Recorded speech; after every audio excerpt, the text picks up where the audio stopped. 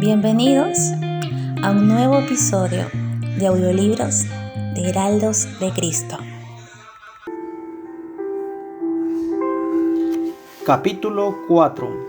El único Dios verdadero. ¿Qué nos sugiere la palabra idolatría? Salvajes arrastrándose frente a un pilar totémico. Estatuas de rostro cruel y severo en los templos hindús. El baile derviche de los sacerdotes de Baal alrededor del altar de Elías. Es indudable que estas cosas constituyen idolatría, nada más obvio, pero debemos tener presente que hay también formas más sutiles de idolatría. Veamos lo que dice el segundo mandamiento: no te harás imagen ni ninguna semejanza de lo que está arriba en el cielo, ni abajo en la tierra, ni en las aguas debajo de la tierra. No te inclinarás a ellas ni las honrarás, porque yo soy Jehová tu Dios, fuerte, celoso. Éxodo 24. ¿A qué se refiere este mandamiento? Si estuviera aislado, sería natural suponer que se refiere a la adoración de imágenes de dioses distintos a Jehová, la idolatría babilónica. Por ejemplo, ¿qué ridiculizó Isaías? Isaías 44:9, 46:1. O el paganismo del mundo grecorromano de la época de Pablo, del que escribió él en Romanos 1:23 al 25, que cambiaron la gloria del Dios incorruptible en semejanza de imagen de hombre corruptible, de aves, de cuadrúpedos y de reptiles. Cambiaron la verdad de Dios por la mentira, honrando y dando culto a las criaturas antes que el Creador. Pero en el contexto en que se encuentra el segundo mandamiento, no puede en realidad referirse a esta clase de idolatría, porque si así fuera, no haría sino repetir el pensamiento expresado en el primer mandamiento sin agregar nada nuevo. En consecuencia, entendemos que el segundo mandamiento, como se lo ha considerado, siempre en realidad establece el principio de que, para citar a Charles Hodge, la idolatría consiste no solo en la adoración de dioses falsos, sino también en la adoración del Dios verdadero por medio de imágenes. En su aplicación cristiana, esto significa que no hemos de hacer uso de representaciones visuales o pictóricas del Dios Trino, ni de ninguna de las personas de la Trinidad para fines de adoración. Por lo tanto, el mandamiento se refiere no al objeto de la adoración, sino al modo en que se realiza. Lo que nos dice es que no se han de usar estatuas o figuras de aquel a quien adoramos como ayudas para la adoración. A primera vista, podría parecer extraño que una prohibición de esta naturaleza se haya incluido como parte de los 10 principios básicos de la religión bíblica, porque en un primer momento no parecería tener mayor sentido. ¿Qué peligro que puede habernos preguntarnos en que el que adora se rodee de estatuas y figuras, si lo ayudan a elevar su corazón hacia Dios? Estamos acostumbrados a tratar la cuestión de si estas cosas deben usarse o no como algo que tiene que ver con el temperamento y los gustos personales. Sabemos que algunas personas tienen crucifijos y cuadros de Cristo en sus habitaciones, y ellas no informan de que el acto de contemplar estos objetos las ayudan a centrar sus pensamientos en Cristo cuando oran. Sabemos que muchas personas sostienen que pueden ofrecer culto de adoración con más libertad y facilidad en las iglesias que están llenas de estos ornamentos que en las que están libres de dichos elementos. Y bien decimos, ¿qué tiene eso de malo? ¿Qué daño puede hacer estas cosas si a la gente realmente le resultan útiles? ¿Qué más podemos decir? ¿Qué sentido tiene prohibírselos? Frente a esa perplejidad, algunas personas sugieren que el segundo mandamiento se aplica únicamente a representaciones inmorales y degradantes de Dios, representaciones copiadas de los cultos paganos y no a otra cosa. Pero la misma fraseología del mandamiento en cuestión descarta una interpretación limitativa de esta naturaleza. Dios dice en forma muy categórica: no te harás ninguna semejanza Para uso de culto, este mandato categórico prohíbe no solo el uso de figuras y estatuas que representen a Dios en forma de animal, sino también el uso de figuras y estatuas que lo representen como los más excelsos de la creación, es decir, el hombre. Igualmente prohíbe el uso de figuras y estatuas de Jesucristo como hombre, y si bien Jesucristo sigue siendo hombre, ¿por qué todas las figuras y estatuas se hacen necesariamente según la semejanza del hombre ideal como lo concebimos? Nosotros, y por lo tanto están sujetas a la prohibición que establece el mandamiento, cuestión y históricamente los cristianos han sostenido distintos puntos de vista en cuanto a si el segundo mandamiento prohíbe el uso de figuras de Jesús para fines docentes en clases de escuela dominical, por ejemplo. Y la cuestión no es de fácil solución, pero no cabe duda alguna de el mandamiento nos obliga a separar la adoración tanto pública como privada de las figuras y estatuas de Cristo, no como las figuras y estatuas del Padre. Pero entonces, ¿cuál es el sentido de esta prohibición tan amplia si se considera el realce que se le da al mandamiento mismo, con la terrible sanción que la acompaña, la proclamación del celo de Dios y de su severidad para castigar a transgresores? Cabría suponer que se trata de un asunto crucial importancia, pero ¿lo es? La respuesta es que sí. La Biblia nos muestra que la gloria de Dios y el bienestar espiritual del hombre están ambos directamente vinculados con este asunto. Se nos presentan dos líneas de pensamientos que juntas nos explican ampliamente por qué dicho mandamiento tuvo que ser recalcado tan marcadamente. Dichas líneas de pensamiento se relacionan no con la utilidad real o supuesta de las imágenes, sino con la fidelidad de las mismas. Son las siguientes. Las imágenes deshonran a Dios. ¿Por qué empañan su gloria? La semejanza de las cosas en el cielo, sol, luna, estrellas, y en la tierra, hombres, animales, aves, insectos, y en el mar, peces, mamíferos, crustáceos, no constituyen justamente una semejanza de su Creador. Una imagen verdadera de Dios, escribió Calvino, no se ha de encontrar en todo el universo, y por ello se mancilla su gloria y se corrompe su verdad con una mentira cada vez que se nos la presenta a la vista en forma visible.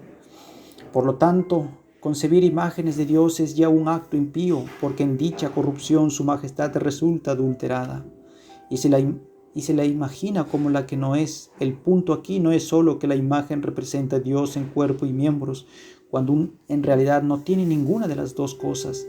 Si esto fuera la única razón para prohibir las imágenes, las representaciones de Cristo serían inobjetables. La cuestión cala mucho más hondo. El nudo de la cuestión de la objeción a las figuras y a las imágenes es el hecho de que inevitablemente esconden la mayor parte, si no toda, de la verdad acerca de la personalidad y el carácter del ser divino que se pretende representar. A modo de ilustración, Aarón hizo un becerro de oro, es decir, una imagen en forma de toro. El propósito era ser un símbolo visible de Jehová, ese Dios poderoso que había sacado a Israel de Egipto.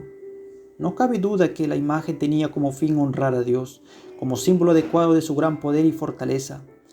Pero no es difícil ver que un símbolo de esta naturaleza en realidad es un insulto a la divinidad, pues, ¿qué idea de su carácter moral, de su justicia, bondad, paciencia puede colegirse de la contemplación de una estatua de Dios concebido como un toro?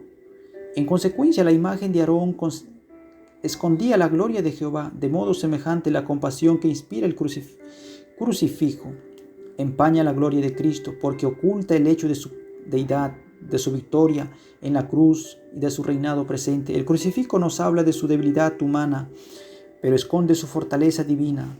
Habla de realidad de su dolor, pero esconde de nuestra visión la realidad de su gozo y de su poder. En estos dos casos el símbolo resulta indigno, principalmente por lo que deja de evidenciar y así todas las representaciones visibles de la deidad.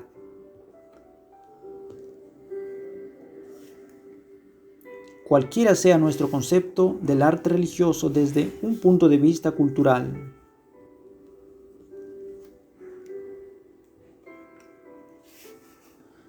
No deberíamos contemplar las representaciones de Dios en busca de su gloria a fin de que nos muevan a la adoración, porque su gloria consiste precisamente en aquello que dichas representaciones jamás pueden mostrarnos. Es por esto que Dios agregó al segundo mandamiento una referencia a sí mismo, describiéndonos como celoso, para vengarse de quienes lo desobedecen en esto, porque el celo de Dios en la Biblia consiste en su celo por mantener incólume su propia gloria, gloria que resulta empañada cuando se emplean imágenes con fines de adoración.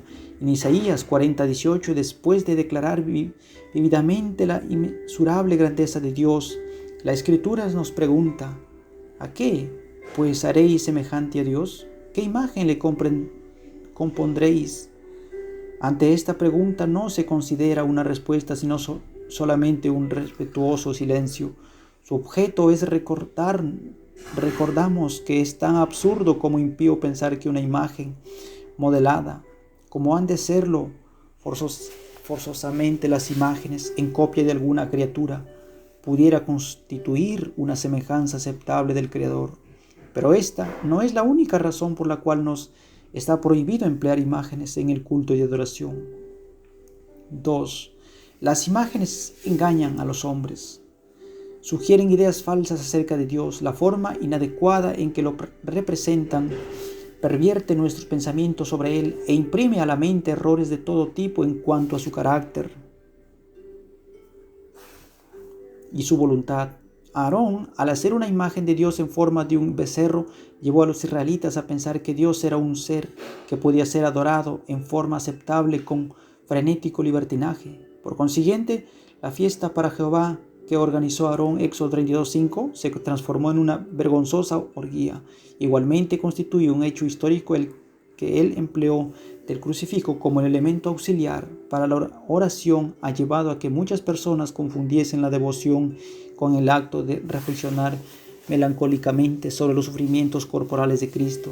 Han conducido a que se volvieran morbosos acerca del valor espiritual del dolor físico y han impedido que adquiriesen un conocimiento adecuado del Salvador resucitado.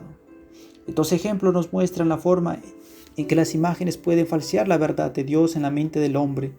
Psicológicamente es evidente que si nos habituamos a centrar los pensamientos en una imagen o en una figura de aquel a quien vamos a dirigir la oración, eventualmente llegaremos a pensar en términos de la representación que nos ofrece dicha imagen y a orar en igual sentido.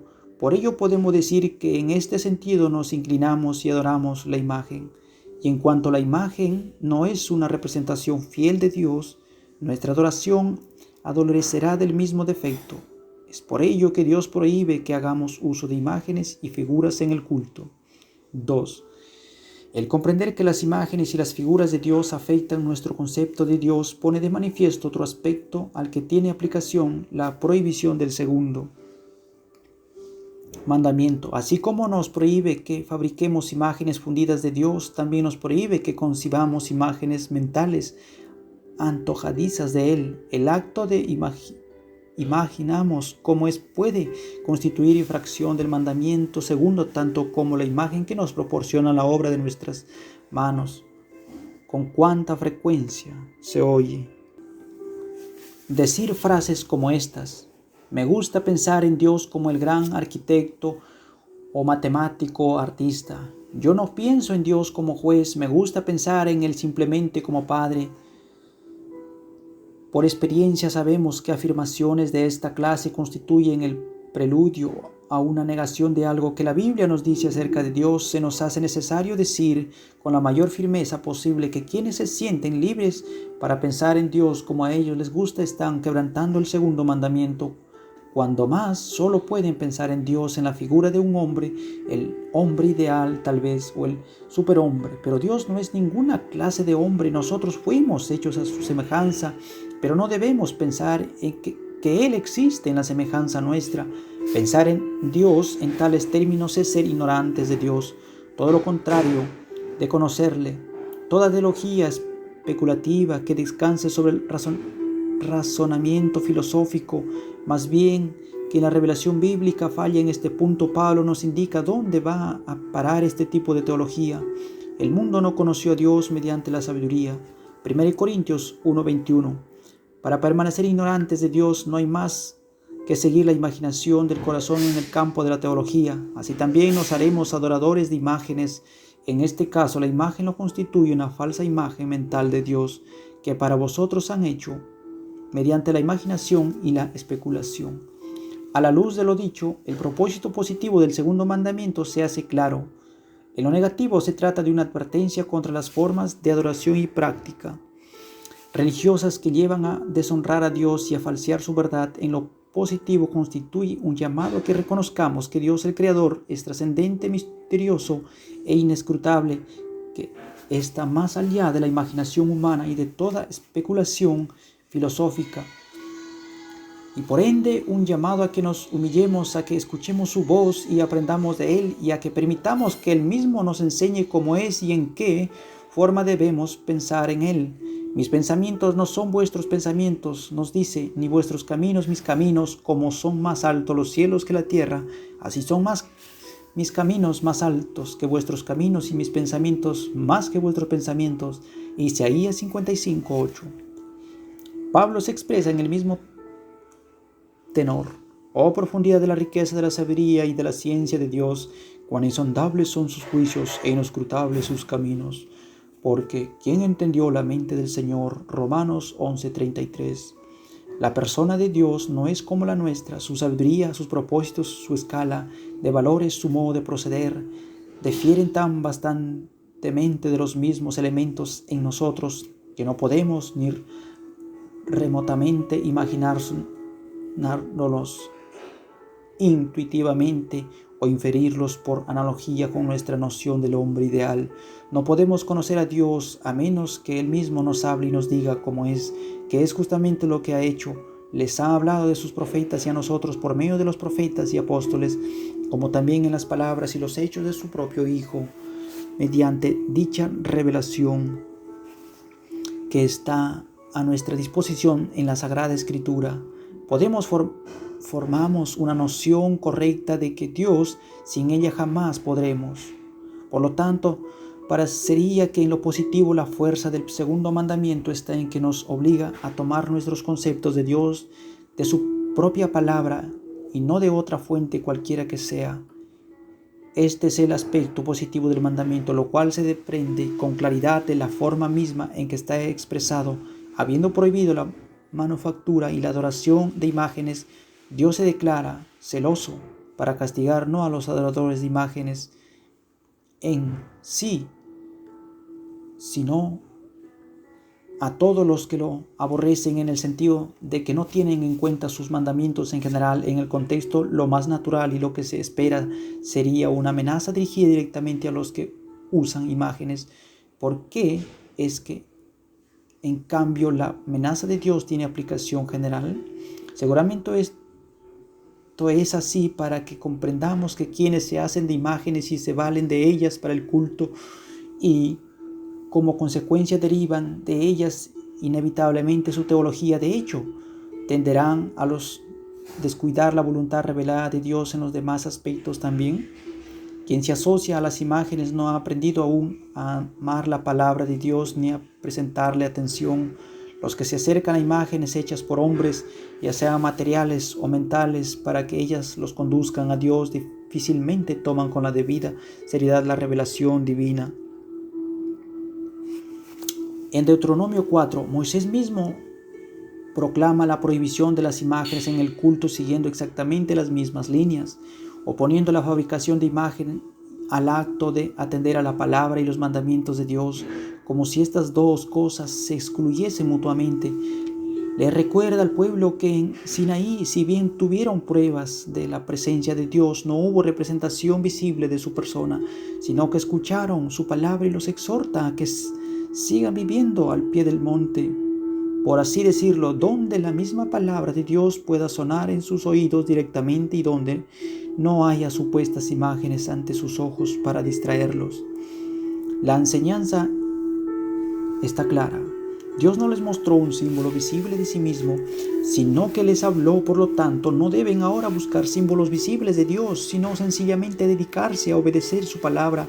Si se argumenta que Moisés tenía miedo de que los israelitas tomasen diseños de imágenes de las naciones idólatras que lo rodeaban, nuestra respuesta es la de que indudablemente tenía ese temor, y esto es justamente la cuestión. Todas las imágenes de Dios que el hombre puede hacer, ya sean fundidas en metal o metales, constituyen en realidad copias de lo que ofrece un mundo pecador e impío, y por consiguiente no pueden menos que ser contrarias a lo que establece la santa palabra de Dios. El que hace una imagen de Dios adopta para ellos los conceptos que le ofrece una fuente humana, más bien que lo que Dios mismo dice acerca de sí mismo, y esto es precisamente lo que está mal. 3.